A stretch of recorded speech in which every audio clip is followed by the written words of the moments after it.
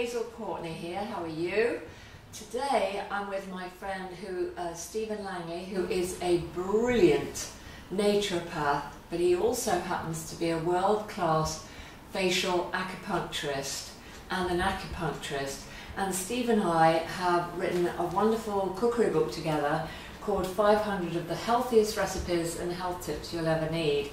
And Steve and I are very proud of this book. It's packed with some really fascinating facts on healthy food and lots of really healthy, quick to make recipes. And a bit later on, when I've had my facial acupuncture and I look 10 years younger, Steve will be, while the needles are in my face, it's quite hard to talk. So Steve will be giving you some hints on sugars, because there is a huge amount of misunderstanding and misinformation when it comes to which sugars one should and shouldn't be eating. Anyway, we're at the Hale Clinic, which was opened in 1988 by Prince Charles. It's one of London's most renowned alternative health clinics. It was opened in 1988 by Teresa Hale, a very forward-thinking lady. Anyway, I am now going to get on the bed. So, we're going to pop the needles in the face. Okay. First, yeah. So I need to just get my needles. Okay. Okay, so first of all I'm going to have a look just close up and just see.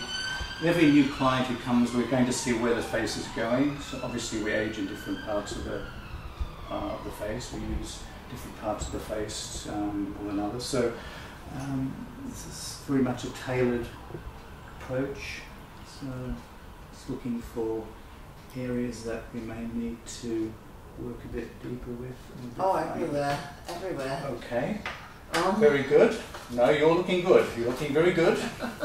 So explain to me which part of the body the needles represent when they go in various parts of my face. Okay, well, basically I'm concentrating just on your face, so it's not necessarily relative to parts of your body necessarily. That we do have some points here which are relative to organs such as the gallbladder or the stomach, for example, but and they're important points. But what I'm trying to do also is to work deeply and focus just on the face rather than necessarily. And my eyes are very creepy because I had a really late night last night. Okay. And so a bit later on, once the needles are in, could you just take my pulses? Absolutely. And yes. Tell me what's wrong with me? Of course. Okay.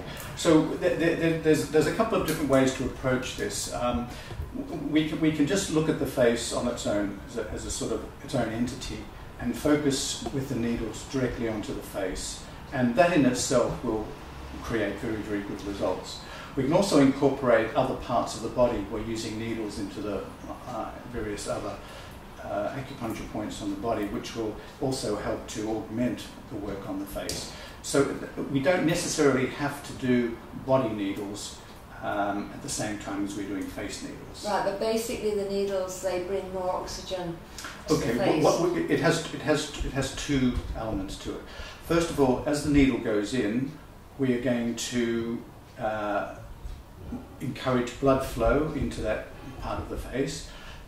It will help to oxygenate the skin better and also help with the lymphatic system, so we can also stimulate the cells. So it'll be a little bit like you've had a facial. The face will go, depending on the person, but it'll flush a little bit, and that will show the increase of blood flow into the face. Then that will dissipate over about 20 minutes. Okay. And that will tell me when to take the needles out. But be careful of this vein here, won't you? Absolutely, yes. Okay, all right. So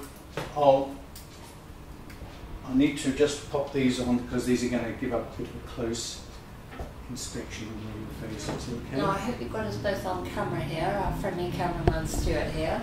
So what conditions respond best to acupuncture? Because I have had it used for pain relief several times. Well, general acupuncture, of course, is the number of conditions is endless. Particularly very good for pain, sciatica, migraines, anything that involves pain, arthritis, difficulty with joints, stiffness of joints, etc., etc. What I'm doing here is just focusing some points around the mouth, and This is a very fine gauge needle. These are Japanese needles. They're very fine. They're very different to the normal Chinese needles that you would use in the body, which have a thicker gauge. So these are very sensitive, very fine needles. In fact, if you were to look at them under a very high-powered microscope, you'd probably notice that they were much less serrated than the other type of acupuncture needle. So they have a sort of a silicon coating to them. And where did you learn to do this, Steve? I learned to do this in China. I was very fortunate to train with a lady who had been at the forefront of facial acupuncture in China for a long time. I did it as part of my degree in Oriental medicine when I was studying there.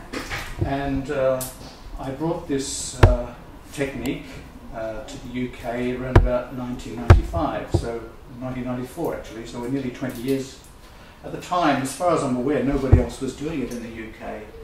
So I don't know whether I've been here doing it the longest. There may have been somebody doing it here, but I wasn't aware of it. Since early 1994-95, when I first started this, I only had a very small number of clients because it wasn't very known, but it's grown over the years as it's become more popular, and now more people have trained in this. I've trained a number of acupuncturists myself in this technique, so they've... and how can people find them? Well, I think the best thing is to ask, they should be a member of the British Acupuncture Council, and that would be the first step, and then ask them if they're trained in facial acupuncture or facial rejuvenation. And now, does this save ladies having a facelift? Well, it does, and a lot of my clients I've been seeing for well over 10 years, 12 years, some of them, and they look very much the same as when I first saw them. In fact, a lot of them keep it as their own little secret. They don't actually tell anybody about it. Wow, I need to see you more often, Steve. So, I said there was two parts to this. Now, the first part is this sort of superficial element of where we're getting the blood flow into the face.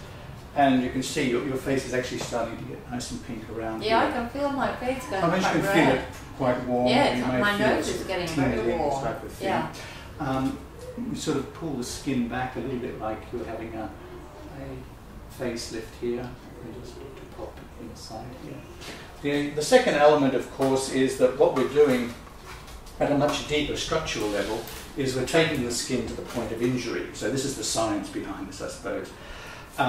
When I mean taking the skin to the point of injury, we microscopically damage or tear the collagen, the elastin, at a deep level here.